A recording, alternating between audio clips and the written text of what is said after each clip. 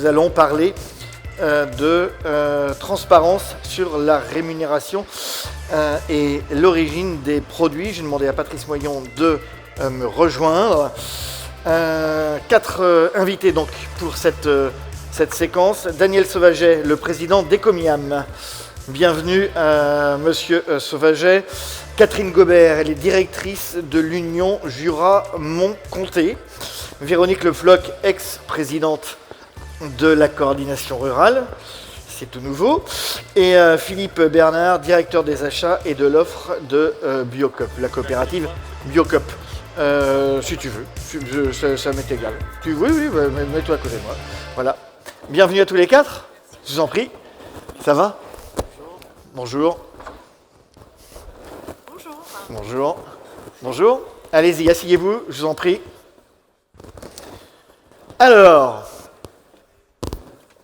Alors c'est vrai que dans les rayons, les consommateurs ont parfois bien du mal à connaître l'origine des produits qu'ils achètent. Alors, pas chez tout le monde, on le verra avec Ecomiam, mais dans beaucoup de commerces. Et ils sont encore plus perdus si effectivement ils cherchent à savoir, alors là, quelle est la part qui revient aux agriculteurs.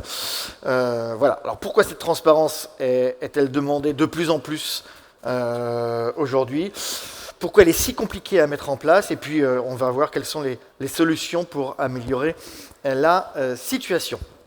On va commencer avec celle qui était encore il y a quelques jours présidente de la coordination rurale, mais qui ne l'est plus, Véronique Le Floch. Vous êtes toujours membre de votre syndicat ? Oui, bien sûr, et je suis toujours, et j'ai été élue au comité directeur, donc toujours parmi l'équipe. Donc toujours parmi l'équipe.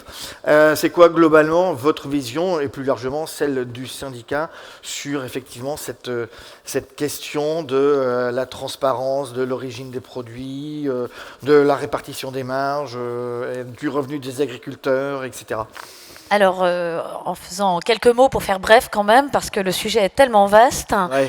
Déjà, dire que sur la transparence et l'indication d'origine des produits, il y a eu, dès les années 2020, toute une série de réunions de travail pour justement avancer sur l'origine des produits. Et le débat, c'est trop concentré sur la part de viande, de jambon, pour qu'on lui donne l'obligation de mettre une origine. Donc le problème restera toujours les produits transformés, avec la possibilité pour les industriels, pour ne pas avoir indiqué l'origine des produits, à descendre sous ces seuils. Ensuite, on a eu aussi la création de l'Observatoire de la formation des prix et des marges, et Philippe Chalmin, qui est le président, ou qui en était le président, était là tout à l'heure. Eh bien, là-dessus, un très gros travail, mais dans certaines filières, la difficulté à avoir cette transparence, et notamment, je prends la filière laitière, où c'est très compliqué, justement, d'avoir ces retours de la part des industriels. Sur quoi est-ce que vous butez, justement, aujourd'hui, du côté des industriels ? Alors, on n'a pas la répartition et le vrai mix produit sur là où vont les produits. Et si vous regardez, par exemple, encore le secteur laitier, année après année, la filière nous dit que 40% des produits laitiers, du lait jusqu'au produit le plus transformé, va à l'export. Comment se fait-il qu'on ne revoit jamais ce chiffre et qu'on ne se base pas sur des quantités, des chiffres des douanes pour pouvoir justifier ce chiffre ? Vous savez très bien que plus la quantité, le pourcentage à l'export est faible, plus la valorisation qui en ressort est faible, et plus les industriels vous disent « mais vous savez, nous à l'export on ne gagne pas grand-chose ». Alors qu'en réalité, avec mes calculs, il y a un delta de 10%. Alors expliquez-nous ça justement. Alors aujourd'hui, on nous dit 40% des produits laitiers vont à l'export quand la France importe autour de 30% de produits laitiers. En réalité, quand vous transformez tous nos produits laitiers en matière sèche utile, vous arrivez à 30% de produits à l'export et uniquement 20% à l'import.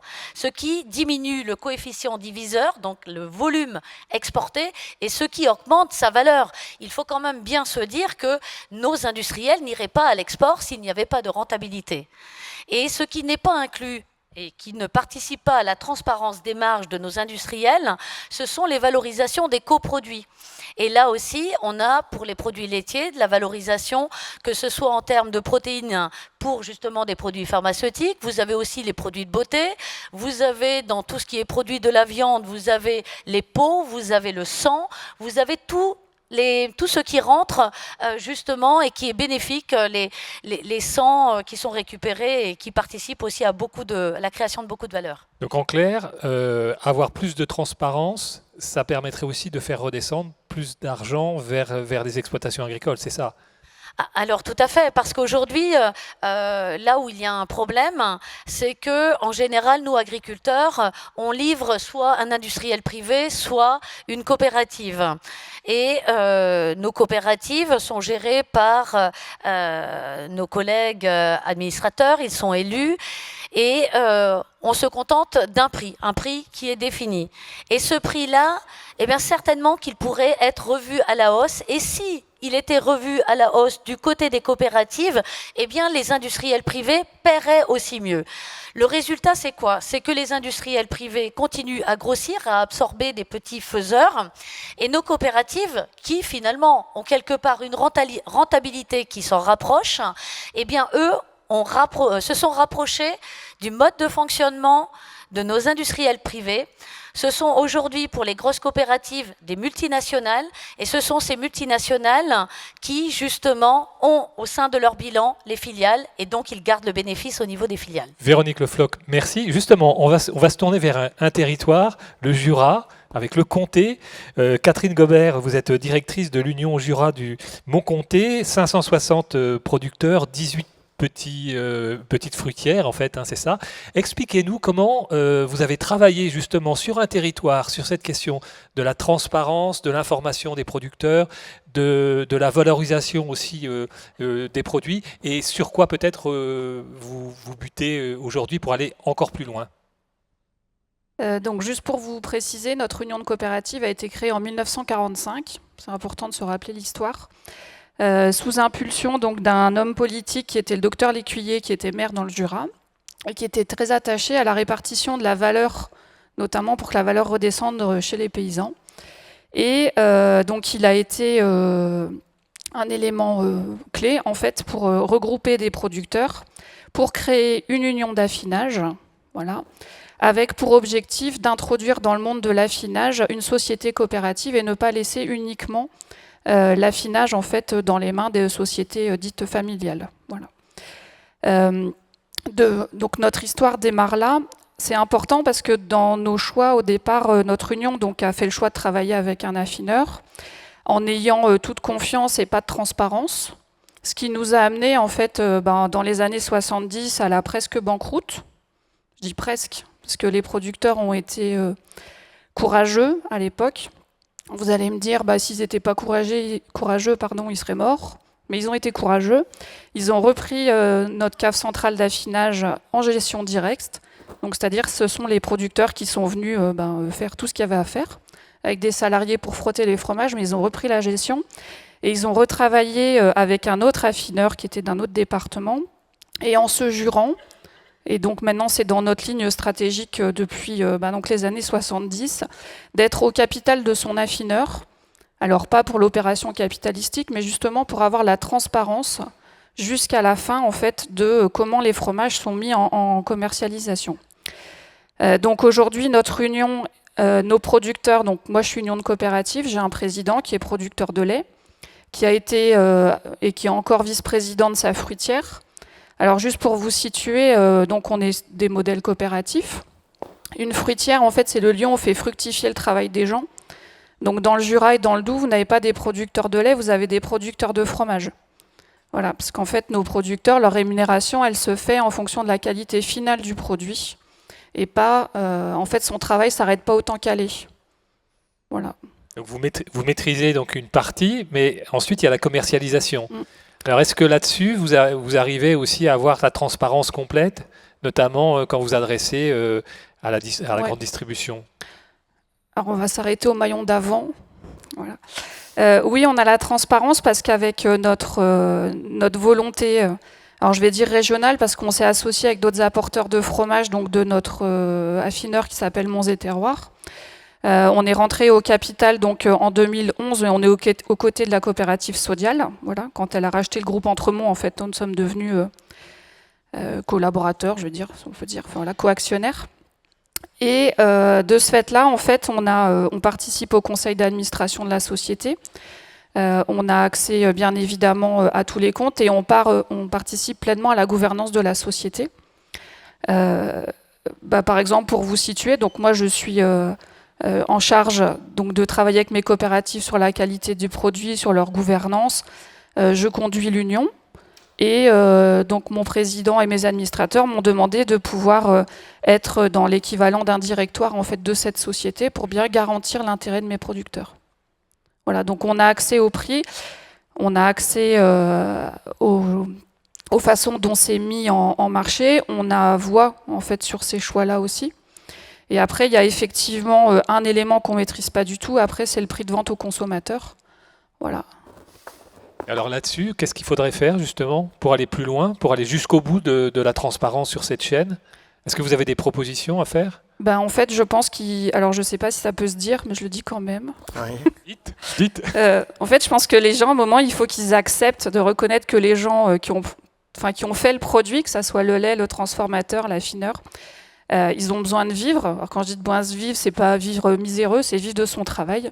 Les entreprises ont besoin aussi d'avoir des systèmes économiques qui tournent. Alors pas pour rémunérer du capital, nous on n'est pas dans ce système-là, mais juste une entreprise, en fait, elle a besoin de pouvoir investir pour pouvoir se moderniser, se positionner et après éventuellement aller, par exemple, pour le comté sur des solutions qui plaisent davantage aux consommateurs ou qui permettent d'amener une autre utilisation, comme quand il y a eu le développement du comté râpé ou des tranchettes. Voilà, on peut faire de l'innovation, mais ça, on peut le faire que si en fait l'entreprise a les moyens de le faire. Et donc en fait, moi je voudrais juste que les acheteurs, alors je ne suis pas confrontée à eux, alors peut-être qu'ils ne voudront pas boire un café après, mais il y a un moment dans les négos, et je pense que le consommateur, il est prêt à entendre qu'un produit agricole, ça a une valeur. Enfin nous on le voit bien avec le comté, voilà. Ils reconnaissent la valeur du produit, ils reconnaissent l'authenticité, ils reconnaissent tout ce qu'on peut être amené à proposer avec notre cahier des charges. Et voilà, ça, il faut l'accepter dans les négos, il faut accepter de payer un prix juste et pas juste un négocier, ok, je te laisse la MPA, mais t'es quoi industriel, enfin voilà. Est-ce que vous seriez par exemple... Plus de respect en fait. Est-ce que ça pourrait passer par une transparence justement sur ce que représente non seulement le coût du lait, mais le coût de fabrication, ce qui fait le prix de revient en fait pour des producteurs de lait? Est-ce que ça peut passer par l'étiquette ou un QR code ou une manière en tout cas d'informer le consommateur? Je ne sais pas si c'est forcément la solution. Moi, je serais plutôt à essayer de changer en fait la méthode de raisonnement des gens et de repartir sur du respect du travail des gens en fait.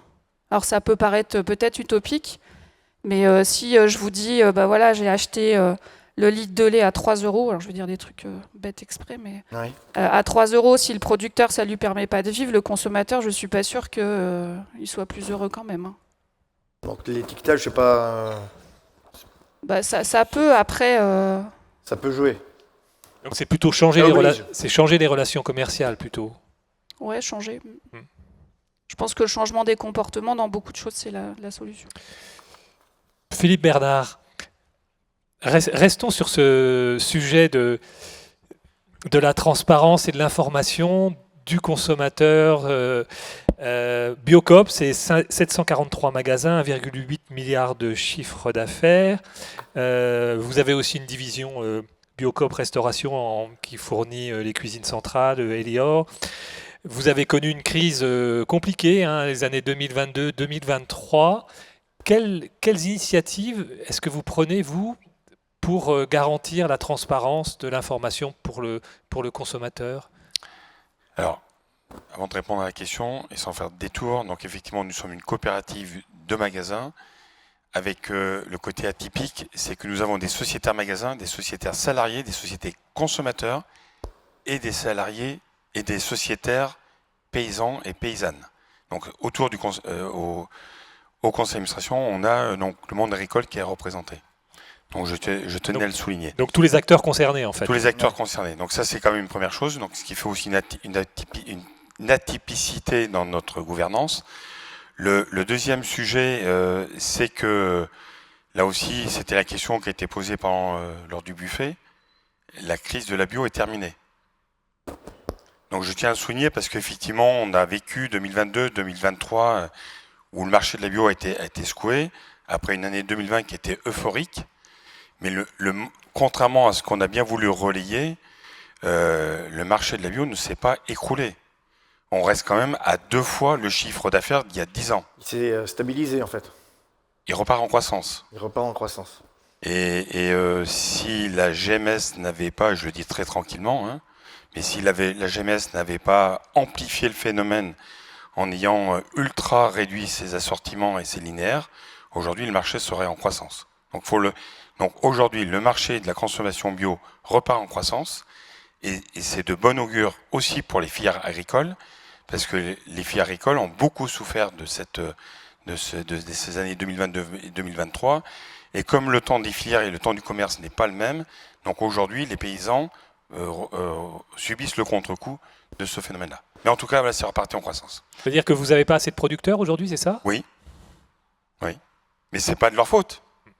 Voilà. Mais par contre, c'est aujourd'hui, ce qui est assez étonnant, c'est qu'au moment où ce marché repart en croissance, en fait, il y a une absence totale des pouvoirs publics pour accompagner des conversions, pour accompagner des installations, parce qu'il y a beaucoup de jeunes qui veulent s'installer, qui veulent le faire en bio, et là, donc aujourd'hui, on a les pouvoirs publics qui désertent. Alors maintenant, pour répondre à votre question, donc effectivement, là, je suis assez d'accord avec ce qui se dit là et ce qui s'est dit à la précédente table ronde. Il faut une transparence. Il faut que monsieur et madame Michu, quand ils viennent dans un magasin, ils sachent d'où vient l'origine des matières premières et pas simplement l'origine de là où le produit est fabriqué. Parce que souvent, il y a un peu de confusion. Donc on parle bien de l'origine des matières premières. Donc chez Biocoop, on a un parti pris depuis longtemps, qui est donc d'abord de privilégier dans nos approvisionnements l'origine française. De toute façon, on a un principe, c'est produire au plus proche des zones de consommation. Ce qui fait d'ailleurs, au passage, que la partie des productions locales, c'est 15% de notre activité, ce qui est énorme dans le monde de la distribution. Et après, on est à plus de 80% de matières premières origine française. Et dans les produits à la marque de Biocoop, on est à 99,9% de matières premières d'origine française pour ce qui est produisible en France. Ça, c'est donc sur l'étiquette. Aujourd'hui, quand j'achète un produit Biocoop avec produit transformé, il y a l'origine des produits. Alors, donc effectivement, pour les produits à marque de Biocoop, depuis maintenant plus de 3 ans, nous indiquons dans la liste des ingrédients l'origine des matières premières. Et donc, depuis l'an passé, on s'est engagé auprès d'Olivia Grégoire à aussi déployer l'étiquetage Origine Info, qui prévoit que sur les 3 matières premières majeures, on indique l'origine. Et donc, je suis en mesure de vous dire que premier trimestre 2026, on aura 100% de nos produits qui seront à la marque du Biocoop, qui afficheront l'étiquetage Origine Info, pour justement encore accentuer cette transparence dans l'origine, parce qu'on est aussi convaincu, et notamment quand on a affaire à des consommateurs bio, donc leur attachement à l'origine, et donc c'est aussi, ils votent avec leur carte bleue. C'est un peu la question que j'allais vous poser, c'est aussi une pression côté consommateur qui le demande. Alors pression... non mais une pression... une pression qu'on supporte quand même. Oui. Non mais par contre, après, c'est un devoir. C'est plus qu'une pression, c'est un devoir. Et aussi, si effectivement on veut que le consommateur et la consommatrice aient la vraie valeur des produits, il faut qu'ils en connaissent l'origine. Parce qu'aujourd'hui, le défi qu'il y a pour l'ensemble de la filière agricole, quand je dis agricole, c'est du paysan au distributeur, c'est comment on arrive à faire reconnaître la valeur d'un produit. Et l'information fait partie de cette évaluation de la valeur. C'est en grande partie le nœud du problème que nous avons aujourd'hui sur qu'est-ce qui est prêt à payer monsieur et madame Michu. Et vous trouvez les volumes suffisants sur le marché français, pour en tout cas les industriels qui travaillent avec vous ? Alors Alors pas tout. Alors donc là on vit un peu, c'est un peu le bazar. Hein. Parce que quand je dis c'est un peu le bazar, parce qu'on est passé en moins d'un an, on est passé de filières qui étaient excédentaires à des filières qui étaient en sous-production. Après, dans votre question, il y a un deuxième aspect, c'est on avait des filières qui n'étaient pas en production française et qu'on a relocalisées. Donc, par exemple, on a développé, donc quand je dis on a développé, qu'est-ce qu'on a fait? C'est qu'on a passé des accords, on a accompagné, ne serait-ce que financièrement, des groupements de producteurs à développer de la production française, donc graines de moutarde, framboise. On sait que la framboise, tous les fruits rouges aujourd'hui, c'est surtout l'est de l'Europe. Donc il y a le sujet de l'équilibre offre-demande des filières classiques, viande, lait, etc. Et puis sur des filières qui étaient qui avaient perdu leur ancrage territorial et qu'il faut réancrer dans le territoire français. Ce qui veut dire aussi qu'avec les producteurs, quand vous lancez une nouvelle gamme de produits, il faut un engagement peut-être pluriannuel pour les inciter quand même à y aller sans trop de risques. Ouais. Je dirais que c'est indispensable parce qu'il n'y a aucun agriculteur qui va se lancer s'il n'a pas de visibilité, notamment si ça nécessite un peu d'investissement. Voilà. On ne peut pas demander à un arbo, je prends l'exemple de l'arboriculture ou de la viticulture, qui sont quand même des cultures qui se raisonnent à 10 ou 15 ans, de se lancer sans qu'il ait de visibilité.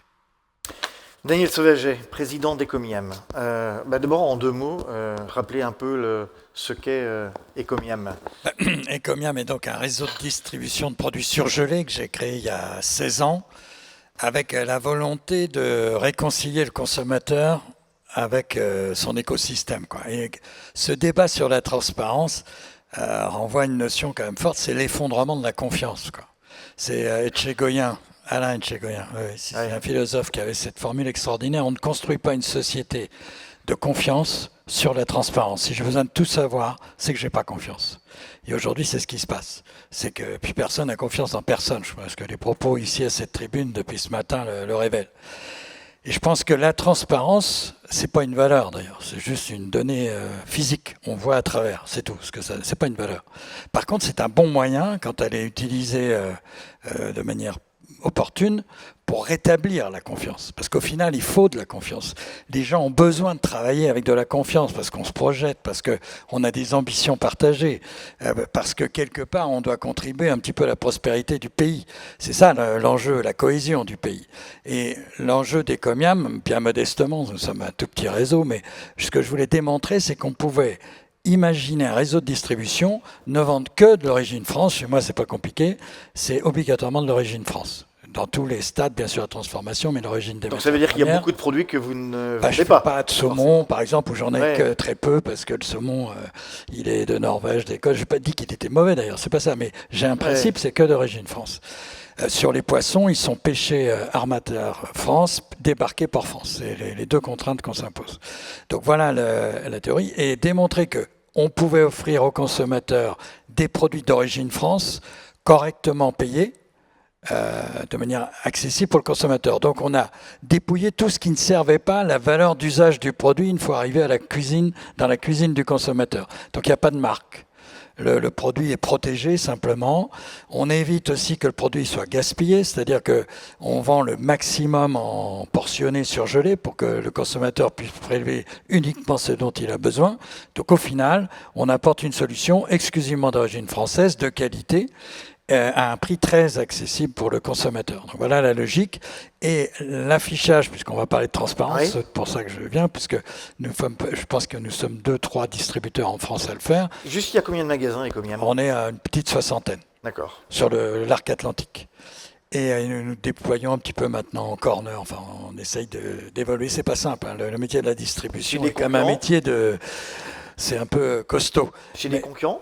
Chez des gens, par exemple, des jardineries qui sont en mal de business et qui veulent ont besoin d'avoir qui vendaient un petit peu de surgelé sans bien y arriver, on complète. Et donc, ce que je voulais dire sur la transparence, donc, il m'a semblé essentiel depuis le début que le consommateur sache ce qui rémunère donc le transformateur, le producteur, parce que je n'achète pas à l'agriculteur, je ne peux pas vendre en l'état le produit est produit par l'agriculteur, j'achète à un transformateur. Mais le prix auquel j'ai acheté, je l'affiche. Et j'affiche la marge que je prends sur chaque produit en magasin, ainsi que la TVA qui va à l'État. C'est pas parce que je suis un fan de la transparence, je vous ai on a bien compris. Mais ça me semble un repère essentiel et pour moi, c'est chose de moteur dans l'amélioration qu'on pourrait apporter dans les relations distribution-production. C'est une fois qu'on affiche le prix, parce que j'ai eu des gentils collègues qui ont eu la gentillesse, bien sûr, de demander à la DGCCRF de vérifier que ce que j'affichais était vrai, on s'interdit d'obtenir quoi que ce soit en marge arrière derrière. Ça doit être le prix net payé. Et ça, c'est majeur. C'est-à-dire que je considère qu'en tant que distributeur, il m'appartient d'animer le commerce dans mon magasin. Ce n'est pas au fournisseur de payer. Plus on sophistique les méthodes de négociation, ce que a très bien expliqué Michel Biérot ce matin, vous savez, c'est ce mercurial, et puis après c'est un jeu de rapport de force qui n'est même pas fini le 1er mars, qui continue après, parce que les négos pour avoir des budgets, c'est toute l'année. Donc cette pression entretenue met la pression en amont sur les agriculteurs, parce que le transformateur, lui, il a besoin de gérer de les respirations pour pouvoir amortir ce qu'on lui demande. Et ça, je trouve que c'est... Le transformateur, il peut se récupérer d'un côté ou de l'autre. Exactement. Ce que ne peut pas l'agriculteur. L'agriculteur, lui, il est coincé. Ouais. C'est le maillon le plus faible. Celui qui a le cycle de production le plus lourd et le plus long en termes financiers, qui est le plus exposé. Ouais. Et vous y allez comme ça, des crescendo. Donc, c'est pour ça que moi, je pense, je suis peut-être utopique, mais c'est pas grave, mais j'essaye de le démontrer, en tout cas que c'est possible, c'est que une fois qu'on a négocier, qu'on affiche un prix en magasin, on a définitivement négocié le prix. Ça a l'air de rien, mais c'est énorme. Ça permet, et que chacun fasse son boulot. C'est au distributeur d'animer, de supporter les coûts de son animation commerciale. Paradoxalement, aujourd'hui, je finirai, je suis peut-être trop long. Non, pas de souci. Paradoxalement, les enseignes qui sont les plus dynamiques, celles que vous voyez le plus à la télé, partout, avec plaisir sans doute dans vos magazines, qui contribuent beaucoup à votre économie, celles qui sont les plus dynamiques, répercutent via ces mécanismes aux fournisseurs l'essentiel de leur coût d'animation commerciale. Les fournisseurs intègrent ça dans leur prix de revient et nous, on participe puisque le coût de production des produits est ainsi majoré et quand on négocie, ils essayent de passer l'ensemble de leurs coûts. Voilà comment ça fonctionne. Donc je pense qu'aujourd'hui, on aurait intérêt à non pas mettre en place des lois qui nécessitent des kilos et des kilos de papier pour se mettre d'accord tous les ans, mais simplement dire on travaille en 3 fois net de net avec des fenêtres de tir peut-être plus courtes, mais et que chacun fasse son métier. En tout cas, avec un prix fixe et un prix fixe, un peu déterminé et chacun. Et qui assure une rémunération après, oui, sécurisée en tout cas pour l'agriculteur. Tout à fait. Qui veut réagir à cette proposition de Daniel Sauvage? Véronique Lefloc peut-être, et puis ensuite alors moi je trouve cette solution très bien, puisqu'en fait c'est le transformateur qui surgèle un produit, enfin c'est un transformateur français qui surgèle un produit français. Maintenant, c'est pas transposable avec nos produits frais et périssables, oui. Et c'est là où vous avez dit que il faut un engagement pluriannuel. Et aujourd'hui, on vit des déconversions en production bio. Pourquoi vit-on des déconversions? Eh bien parce que nous autres agriculteurs vivons avec la nature et si je voulais à tout prix maintenir des volumes de lait, les volumes de lait que je peux produire dans mon exploitation, il faudrait par exemple en année de sécheresse que j'achète 1 kilo de protéines pour maintenir ma production. Ce kilo de protéines, en fait, il en faut 2 pour faire 1 litre de lait. Donc, je vais dépenser 2,80 € pour ne faire qu'1 litre à 60 centimes. Donc, je préfère baisser ma production. Et évidemment, à un moment, si on a une sécheresse, voire 2 années de crise, eh bien, on ne peut pas tenir que se déconvertir. Et ça, c'est un des exemples. On vit avec le temps et avec les aspects sanitaires. Philippe Bernard. Alors, tout à l'heure, quand je parlais de l'engagement pluriannuel, c'était dans le sens où des producteurs s'installent ou se convertissent à l'agriculture biologique. C'était donc de leur donner la perspective. Bien évidemment, ce que vous décrivez, aujourd'hui, donc l'évolution climatique fait qu'aujourd'hui, on vit des phénomènes de yo-yo. Donc ça, on l'intègre. Et même, on l'intègre dans des cycles saisonniers. Donc déjà, on le vit dans les fruits et légumes, mais par exemple, sur le lait de brebis, je vais vous prendre cet exemple, nous aujourd'hui, on a peu de producteurs qui sont en désaisonnalisation. Donc, par exemple, on s'interdit de faire des mises en avant de lait de brebis quand il y a des creux de production. Donc ça on l'intègre. Donc tout à l'heure, c'était plutôt nous, notre engagement, d'essayer de sécuriser des producteurs qui s'engagent, qui veulent se convertir ou qui s'installent. Après, les aléas climatiques, et en plus, je pense qu'on n'est qu'au début d'un phénomène, et donc aussi, ça nous amène à d'autres sujets, mais ça on intègre. On ne va pas forcer un producteur à nous livrer ce qu'il ne peut pas produire. Ça, c'est évident. Catherine Gobert, comment est-ce que vous réagissez à ce qui vient d'être dit par Daniel Sauvaget? Est-ce que ça vous semble intéressant? Oui, sur la contractualisation, alors moi je suis peu concernée sur ces mécanismes-là. Après, moi j'avais envie de rebondir sur l'expérience Ecomiam et sur ce que je vous disais sur le fait d'avoir du respect. Alors ça se marchande pas le respect, c'est ça le problème en fait. Mais non, mais c'est une vraie question. Mais je trouve l'expérience vraiment intéressante et ça vaudrait le coup que collectivement on puisse réfléchir à des solutions de distribution qui soient responsables sur des produits 100% français, alors bio ou pas. Je sais que Biocoop travaille beaucoup, enfin, il nous l'a expliqué. Et on pourrait effectivement avoir une transparence, mais pas une transparence qui efface la confiance, et j'ai noté. Parce que c'est vraiment... Non, mais c'est la base de tout, la confiance, en fait. Et pour une... alors, je voudrais qu'on parle de quelques solutions pour une meilleure transparence. Donc, on l'a vu avec, effectivement, Ecomiam, tout est affiché, etc. etc. Est-ce que, par exemple, il y a les descentes très médiatisées de certains syndicats, les contrôles qui sont faits inopinément dans des poids lourds qui viennent de pays européens. Est-ce que ça... c'est une solution ou est-ce que c'est juste une alerte pour justement pour mettre en garde? Alors bien sûr c'est une solution, mais elle devrait être appliquée par la DGCCRF. Parce que quand vous avez mes collègues qui, lorsqu'ils bloquaient la frontière espagnole, plus de 200 camions qui étaient bloqués, eh bien c'était là qu'il fallait faire le travail. Quand vous voyez, je prendrai le vin parce qu'ils ont vidé les citernes parce que c'était du vin espagnol qui allait en Bourgogne-Franche-Comté, donc on ne savait pas... on devine le produit final. Donc tout ça, c'est un manque de transparence, donc de confiance. La confiance n'y est plus. Quand vous allez à Cherbourg et que vous voyez, vous êtes alerté par un chauffeur qui vous dit venez là-bas parce que vous aurez la grande surprise de voir tout le lait qu'on fait venir d'Irlande chaque semaine. Vous ne pourrez pas ouvrir mes camions, mais vous verrez du beurre qui est déjà estampillé français, mais pas fait en France.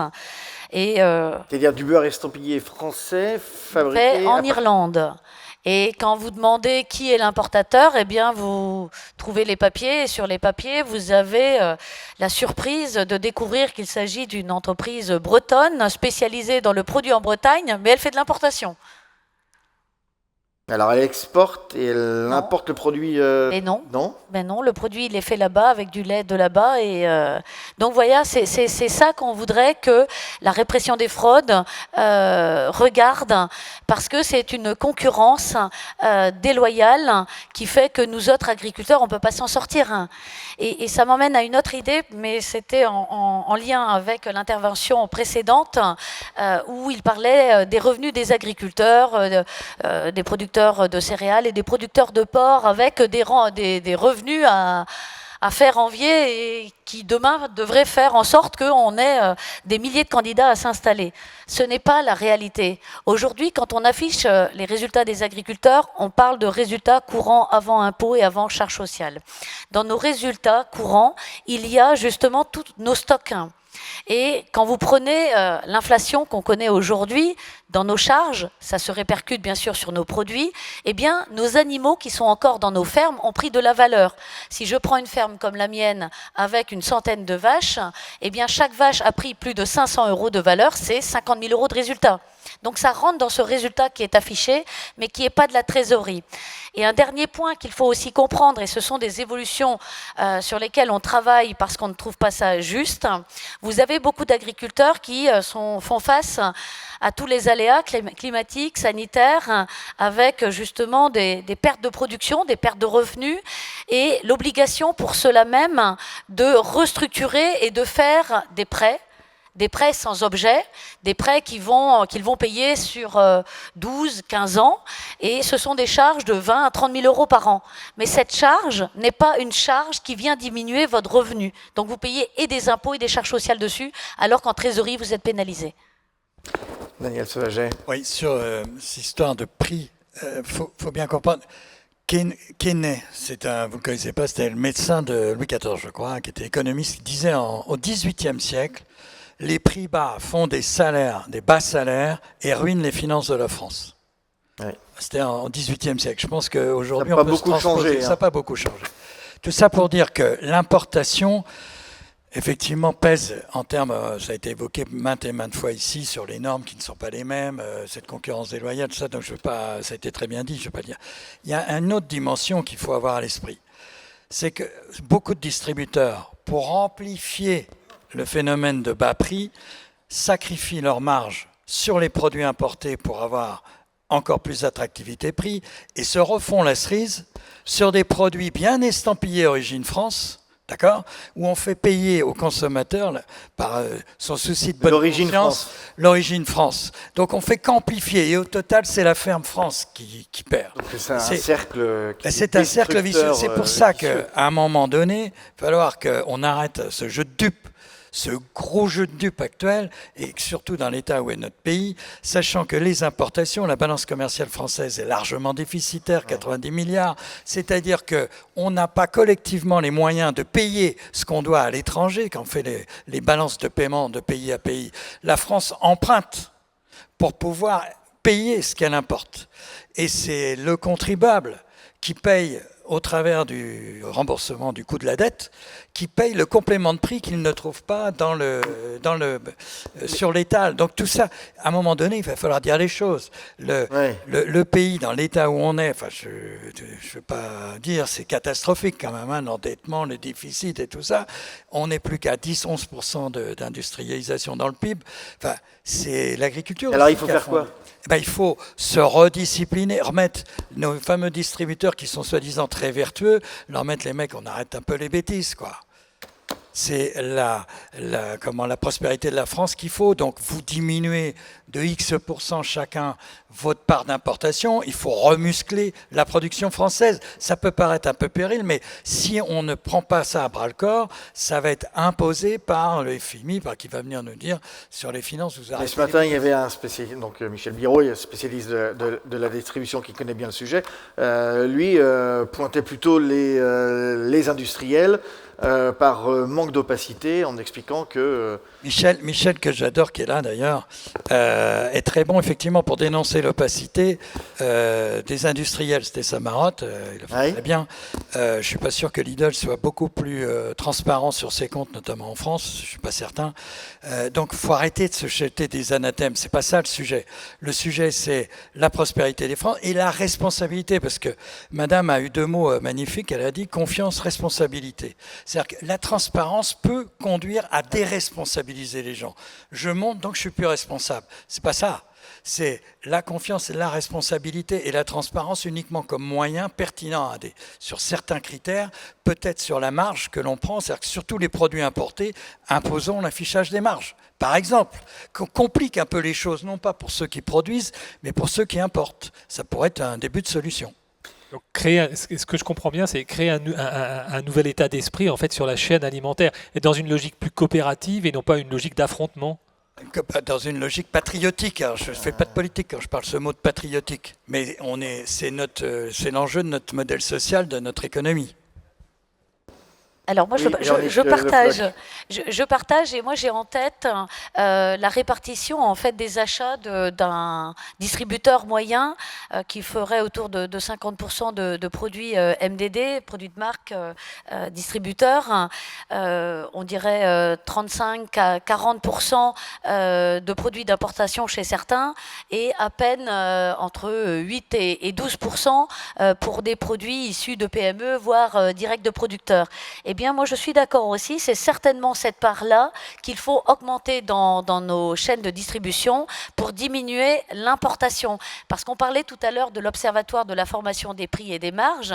Et tous les 2 ans, ils sortent les 100 € alimentaires. Et dans ces 100 € alimentaires, vous avez les 6,40 € pour les agriculteurs, mais vous avez surtout, et c'est là que c'est inquiétant, les 30 € d'importation, dont la moitié qui est vendue, qui est importé et revendu sans transformation, et pour l'autre moitié, ça rentre dans des transformations. Donc c'est bien ces 30 € qui, dans les 100 € alimentaires, doivent être diminués. Maintenant, plus de transparence, oui. Si vous regardez les actions menées encore par nos collègues ces derniers jours, vous regardez sur les réseaux toutes les photos qui ont pu être prises sur de la viande d'importation d'Argentine, de Royaume-Uni. Vous voyez les prix de vente au kilo qui tournent autour de 49 € le kilo, 53 € le kilo. Alors là, oui, ça serait intéressant de voir la marge. Et là, quand vous regardez les accords de libre-échange qui avancent à grands pas, notamment avec le Mercosur, on sait que la viande qui est aujourd'hui importée du Brésil, à 55%, c'est de la viande congelée.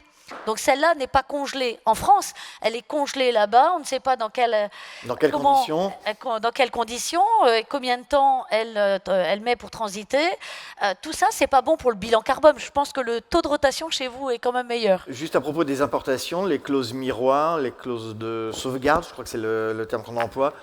Alors les clauses de sauvegarde, n'attendez rien là-dessus parce que personne, c'est très technique, mais si demain ces pays, la France ou les pays d'Europe actionnaient les clauses de sauvegarde sous 21 jours, on pourrait être amené à stopper ces importations parce que soit en volume ça aurait dépassé 10%, soit ça aurait impacté nos prix à la baisse de plus de 10%. Le souci, c'est qu'en réaction, vous aurez ces pays-là qui vont agir via un mécanisme de rééquilibrage pour demander des compensations financières. Donc c'est nous qui allons encore payer. Donc il ne faut pas de toute façon, d'alimentation dans les accords de libre-échange. Philippe Bernard. Oui, puis Catherine Gobert après.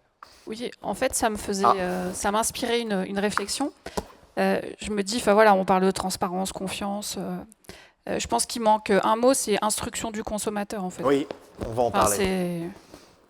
Oui, allez-y, développez. En fait, il faut qu'on arrive à expliquer donc à nos enfants, aux consommateurs, à nos parents aussi, peut-être, puis même à notre famille globalement. Si chacun le fait, ça démultiplie. D'expliquer en fait l'enjeu de consommer français, de savoir comment c'est produit. Alors c'est vrai que nous, avec le comté, c'est facile, on a un cahier des charges.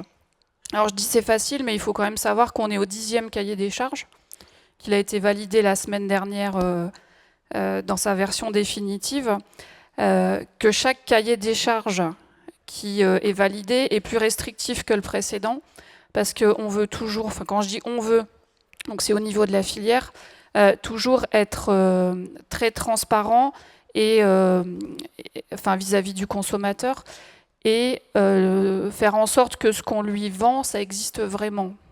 Alors quand je dis ça, ça paraît bête, mais quand on vend un fromage qui est fait dans le massif jurassien, c'est dans le massif jurassien et c'est pas dans la Loire. Quand on vend du lait de Montbéliard, c'est de la Montbéliard, c'est pas de la Holstein. Enfin voilà, ça paraît bête, mais ça, ce sont des cas qui existent aujourd'hui dans pas dans le comté. Non. Peut-être pas dans le comté, mais sur certains produits. Peut-être, oui, ça peut. Le comté dans le cahier des charges, un cahier des charges, c'est bien, mais on a besoin de prouver, malheureusement, parce que, comme vous le disiez, la confiance, elle est toujours assez limitée. Le cahier des charges du comté, c'est 170 points de contrôle. Vous voyez, donc derrière, ça entretient quand même une économie du contrôle. Oui. Voilà, mais nécessaire. Donc on a, c'est Bureau Veritas qui s'occupe des audits chez nous.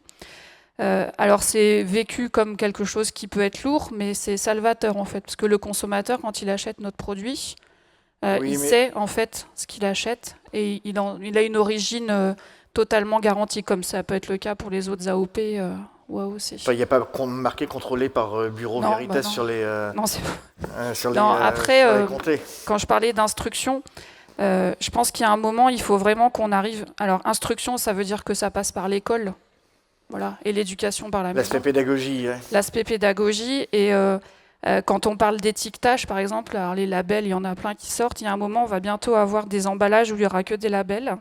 Ouais. Moi, en tant que consommatrice, j'ai pas besoin qu'on m'explique qu'un poireau, c'est classé A. Voilà, parce qu'on m'a appris ce que ça apportait pour ma santé quand j'étais petite. Voilà. Et en fait, je pense vraiment que l'instruction sur l'alimentation est le sujet de demain. Oui, mais par exemple, quand on prend l'exemple des noisettes, et là ça rejoint l'attitude du consommateur, quelque part, le consommateur, oui, peut-être il demande de la transparence, mais de temps en temps, il n'en demande pas, et il ne se demande pas, par exemple, quelle est l'origine des noisettes dans les produits transformés que tout le monde connaît ici. Justement, quand on sait en France que seulement 10 à 12% des noisettes sont françaises, Ouais. alors que tout le monde achète la pâte à tartiner qui est très bien connue, et quand vous leur dites, vous savez d'où viennent les noisettes, vous savez que peut-être il y a eu usage ou certainement usage d'acétamipride, oui, et alors ils achètent quand même, et vous savez que c'est ce qui a été dénoncé au travers de la pétition, eh bien non, là ils s'en foutent. Donc, Daniel Philippe, oui, pardon. peut-être Philippe Bernard d'abord, Oui, parce et que puis vous après, vouliez Daniel Sauvaget. réagir tout à l'heure. Oui, alors, il y a eu beaucoup de sujets évoqués. Donc déjà, si on assure une transparence de l'origine des matières premières pour le consommateur, donc effectivement certains passeront outre, mais il y en a quand même une part importante qui est quand même sensible. Et je pense que ce serait déjà un premier levier important pour recréer de la valeur sur le territoire et dans les filières agricoles. Ça, c'est le premier point. Le deuxième point, effectivement, alors vous parliez des PME et TPE. Donc on est fiers chez Biocop d'annoncer qu'on a 90% de nos fournisseurs qui sont des PME, TPE, et PME au sens 50 millions d'euros de chiffre d'affaires maximum. Troisièmement... Française.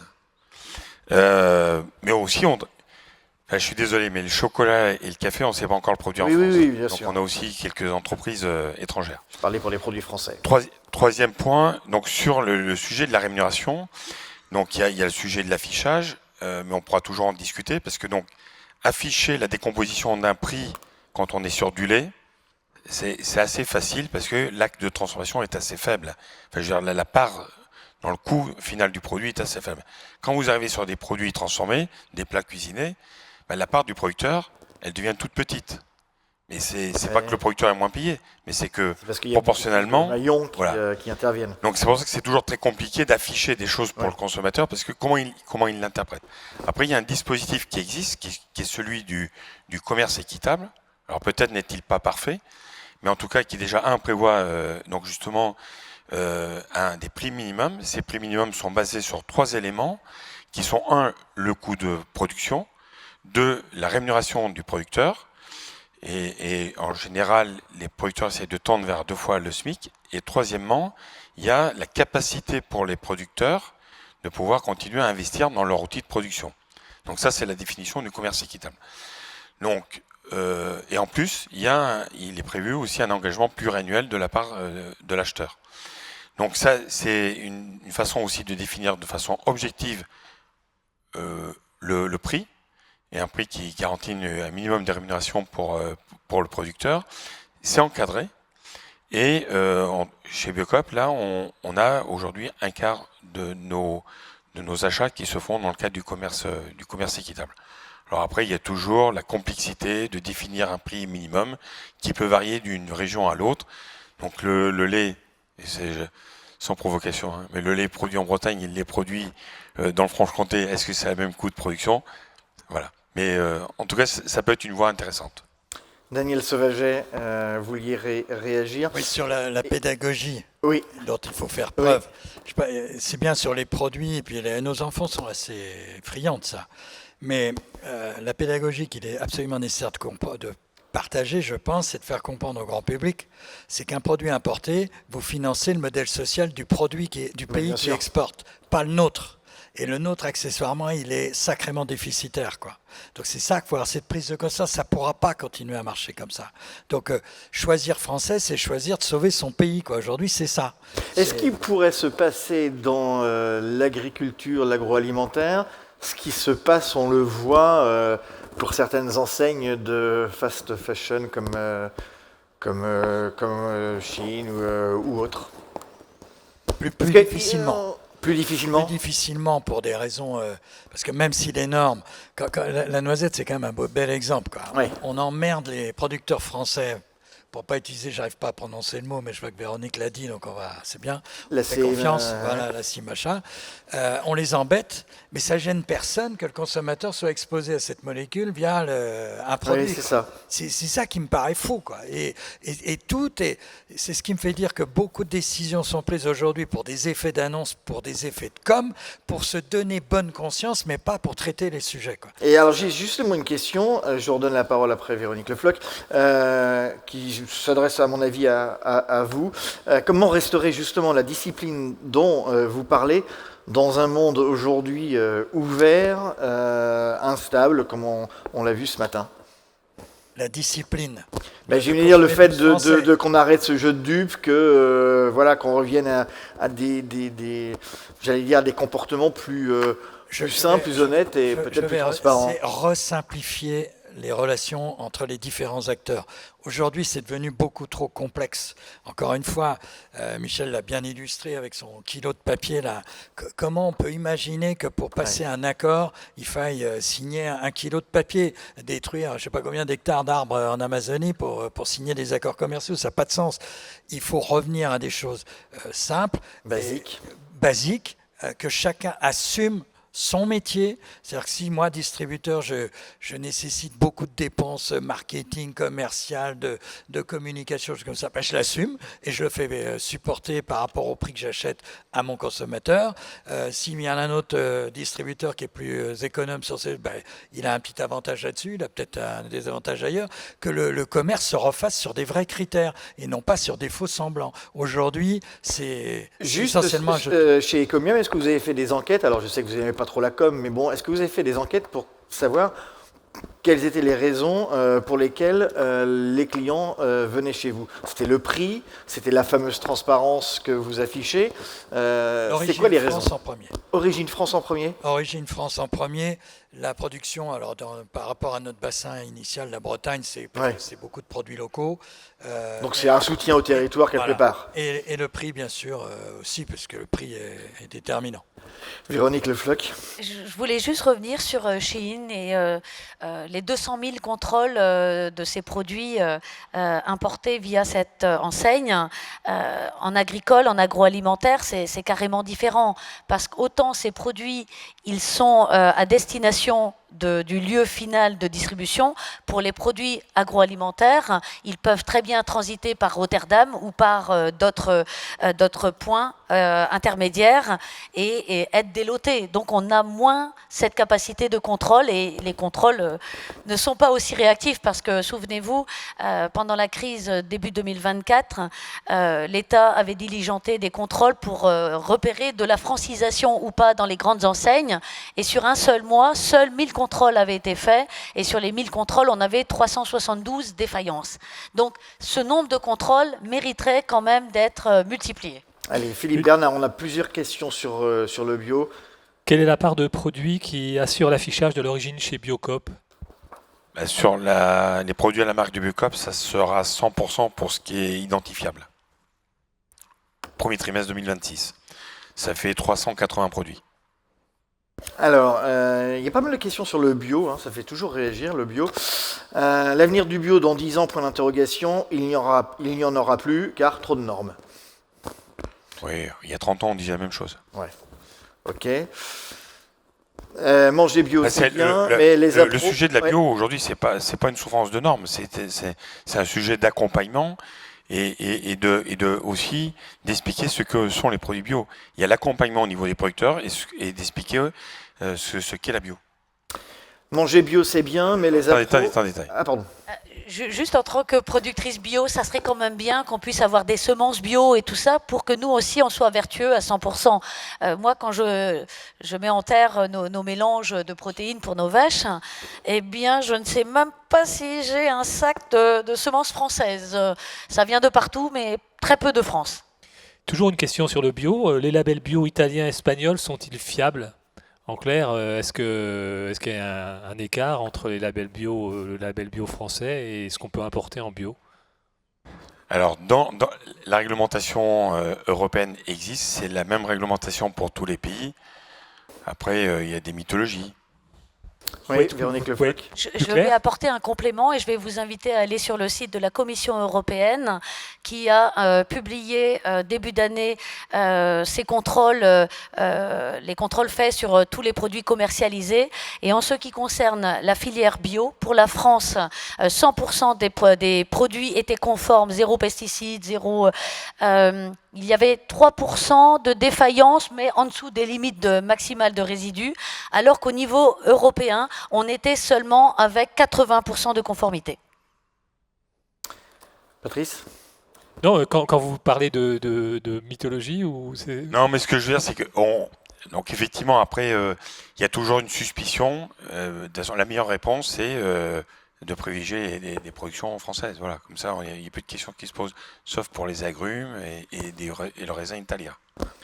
Voilà, le bon raisin italien. Merci beaucoup à vous.